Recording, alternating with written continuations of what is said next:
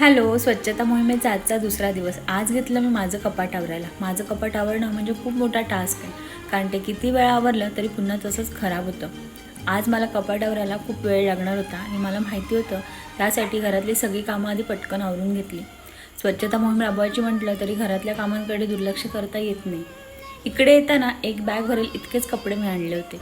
अर्धे कपडे माहेरी, अर्धे कपडे सासरी, अर्धे कपडे पुण्याला. इतके सगळीकडे कपडे विखुरलेले असताना इथे कपड्यांचा डोंगर कधी झाला मला कळलंच नाही.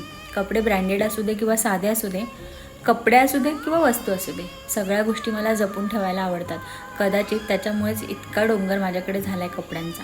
कपडे आवरत गेली, पण कपडे काय संपायचं नाव घेत नव्हते. त्याच्यामुळे फक्त माझ्या कपड्यांचा कप्पा आवरता आला मला आज. आणि फायनली संध्याकाळ झाली. 7-7:30ला आमचं जेवण होतं, त्यामुळे जेवणाला सुद्धा लागायचं होतं. त्यामुळे बाकीचं काम उद्या करूया म्हटलं. भेटूया पुन्हा. आजसाठी इतकंच. बाय.